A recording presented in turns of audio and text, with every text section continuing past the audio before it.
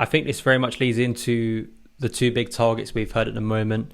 Firstly, Achraf Hakimi, who you spoke about specialist players. And this is where my slight issue with signing Hakimi comes in, because it feels like Chelsea are very serious about Hakimi. I mean, it seems to be a battle with PSG, doesn't it? I mean, what way does it go? We'll have to see how serious Chelsea are, how serious PSG are. Thoughts just generally on Chelsea going in for Hakimi, because it is a bit of a surprise one, isn't it? Even though we have heard about a right-sided player, it's a surprise that this summer this would be the one area Chelsea would prioritise heavily. I feel like it's always kind of been like that. Like, I remember when we first signed Michy Batshuayi. At the time, I was kind of like, we signed him for 33 million. Is he really the striker we need? I'm not too sure, to be honest. And, we've had a history of it. Drinkwater being one of the most famous ones. So, of course, viewers, I'm not comparing Hakimi to their level or nothing like that. Of course not. But I don't know. I kind of feel the same as you. A part of me does feel like with positions like that, as we've seen many, wingers or players transition there quite easily. It wasn't like wing back was a role where, kids were trained over the years from an academy days to like literally, master and playing. I do feel like maybe there's more freedom to play there, considering the fact you have support behind you and in front of you as well. And a lot of times, players that have pace, direct, like running behind, that's the position that really suits them. So I don't know. It's a ton of money if we sign him for that amount. But there's a possibility that we could sign him for less if Alonso's involved, and maybe certain pressures we apply on Inter Milan, who have to sell him for accounting reasons too, because they're very broke and they still owe they owe money to for the Lukaku deal and many others as well. So maybe that could be the plan. 2 weeks left, I wouldn't be surprised, but it still feels like, is this necessarily the signing we have to make? I mean, there's always multiple ways to have success. I think we've kind of seen that. I think with Reece James, how he performs, he can easily play both roles. And yeah, I mean, I get it. I don't necessarily think that James has lost his spot because Hakimi has signed, not at all. I think if people are thinking that, I don't think they're fully seeing the full thing. Of course, I think with fullbacks now, clubs like to have maybe four great ones to rotate all the time. I mean, look how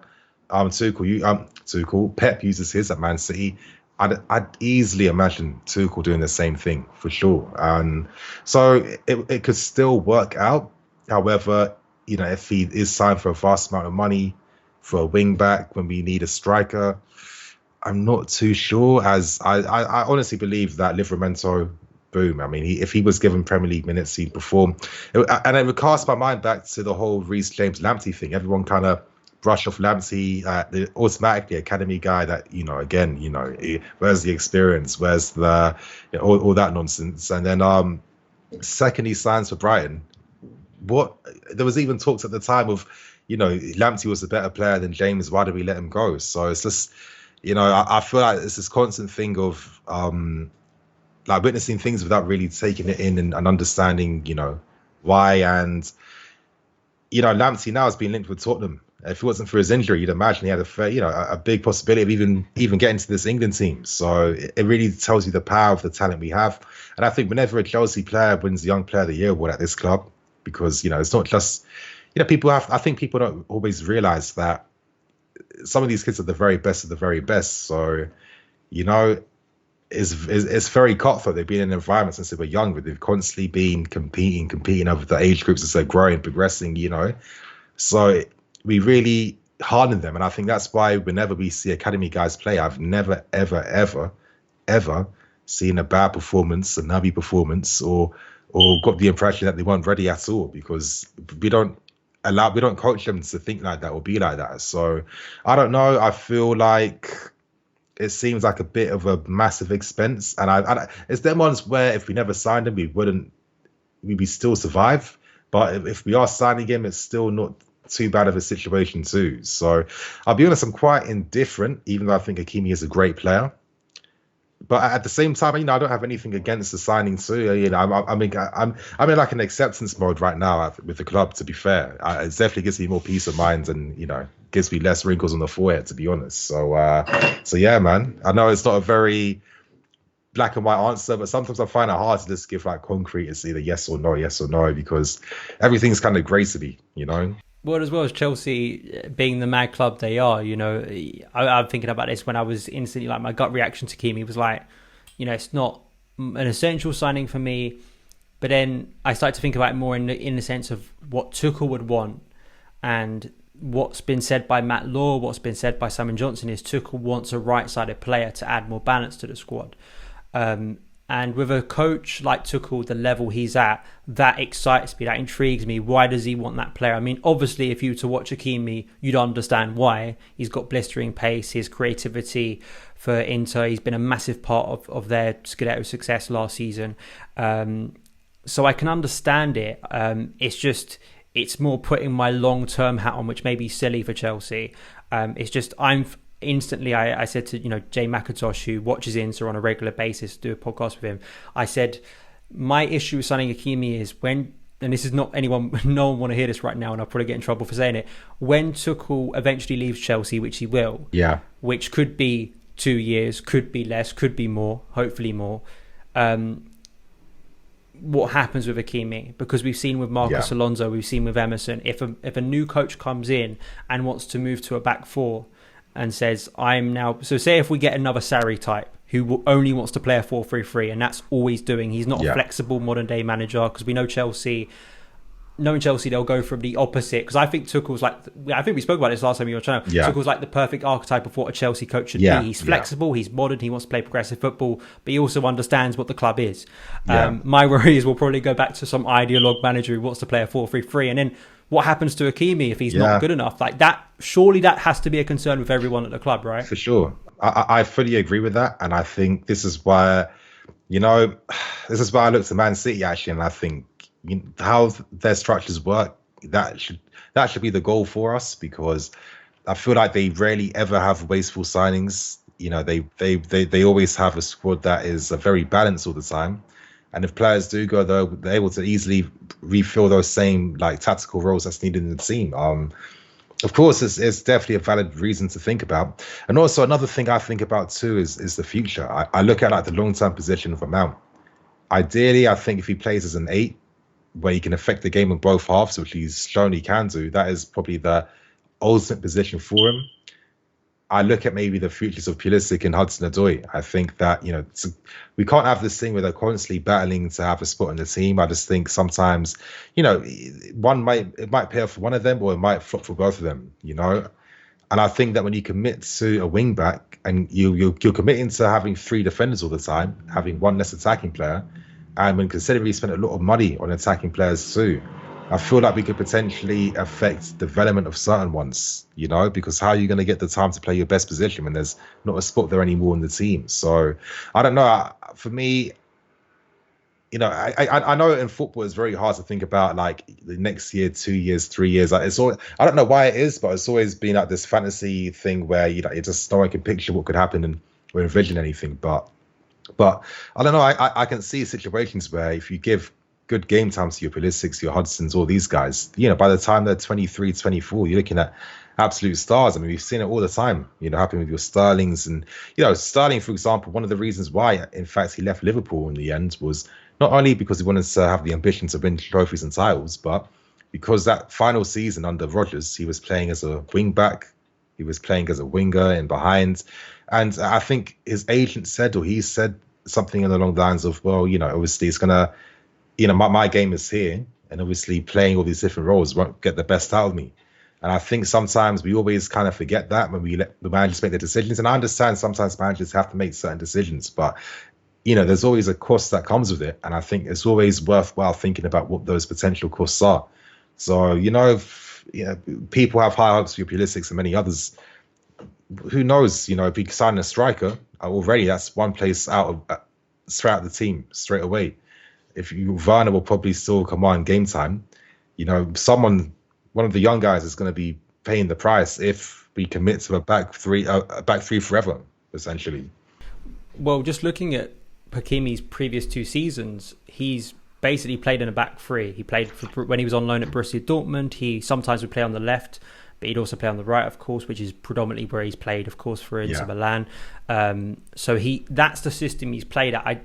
I know that he's a young guy, and maybe a coach like Tuchel could say to him and try him at, say, a right back, for instance, or has been talked about a potential right wing. But as you just brought up, the amount of options Chelsea have, I'd actually be a little bit disappointed if Hakimi's taking the place of a Ziyech, a Hudson-Odoi, a Christian Pulisic. You think about the amount of attackers we have. I'm not quite sure if because you're keeping Reece James in the team to force Hakimi up. I'm like, well, then what was the point in buying Hakimi in the first place? I just want to ask you about sort of, if, say, the scenario we buy Achraf Hakimi, he's one of the big signings this summer. What are you looking at in terms of a team? Because I really think next season has to be the one where Reece James gets substantial game time. Because if we get a decent striker, I think he could be a big creative player for us. Yeah, I know. And it's them ones where if that striker was there already, his assists record this season would be a lot higher. For me, stats are never the best way to reflect a player's actual game. I mean, the reality is that under Lampard, Reece was putting in a lot more crosses because he had to, and under Tuchel, we don't just spam crosses in unless we're playing against park the bus teams and it's the final 20 minutes. You know what I mean? I don't know. I just think long term, actually, I mean, it's interesting. I look at Reece James. I see him in the same type of family as like your Kimmiches, your Philip Lahms, where I would not be surprised in the future if he'll sometimes play in midfield, sometimes play further up. But it does feel like right back is his very best position in that sense. I think he's like one of the ultimate right side players where he can play as a wing back and he can play deeper as well. And already he's only 21 years old, literally just turned 21. The level we've seen from him is a level I haven't seen from many young defenders at all. And normally there's a lot more mistakes in their game, which you just don't see from Reece at all.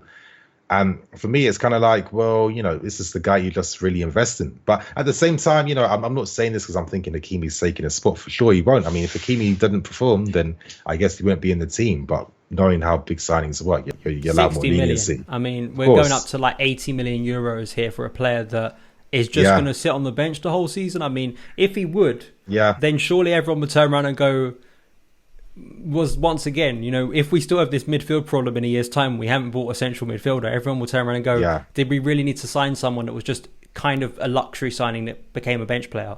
Yeah, I mean, that's another valid question to have. I think for me, just sticking to a wing-back system, even though I'm not going to sound like I don't appreciate it. I mean, I just saw us win the Champions League last month, for God's sake. But for me, I just think of the long-term development of certain guys, and I think that having like 4-3-3 with Mount taking up the box-to-box role, many players suiting that too, the attacking threat who will have more opportunities to find, craft their game and become guys that are getting you double digits of goals and assists per season. That can, that could really have a big positive impact. And I don't know,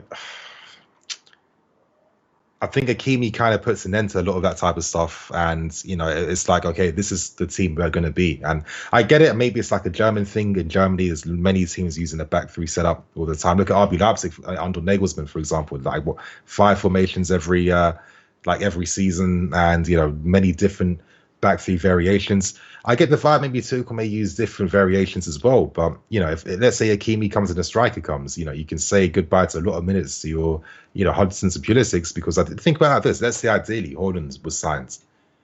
You're going to have Mason Mount in that team, and you're probably going to have Kai Havertz. Timo Werner probably is still getting substantial minutes, isn't he? Yeah, but let's say it was the first team where that's like maybe a go-to for like maybe, I don't know, 60% of the season. It'd be Haaland, Mount, Havertz, and then on the bench, you're Pulisic, Hudson, Werner. And then it's just like we've seen that, sometimes Tuchel has to leave out. Like Tammy was left out many matchday squads because there wasn't even space. So, this is the reality that comes from that. And it's just like, okay, you invested 60 million in Pulisic. He still has another level to even find. You turned down 70 million for Hudson-Odoi, 35 million and 70 million because you really believed in the talent. If you did, you'd really demonstrate that you do. And then you spent another 50 million on Werner. I mean, potentially, there's a lot of Twitter accounts that have these guys as their avies. One of your guys won't be playing as much next season. It's that clear, to be honest. So I don't know. The fact we have so much great attacking quality, I like us to maybe push more towards that direction. instead of maybe taking this current back three setup to like its highest peak. Because I don't know, I just think that it'd be exciting to see how your Pulisic and others, progress, playing in like their best roles, like get the best out of them, When also we spoke earlier about the fixtures, I'm looking at those smaller games is where I'm most intrigued to see what Tuchel's going to do, whether he sticks with a back three and where's that creativity going to come from to change things.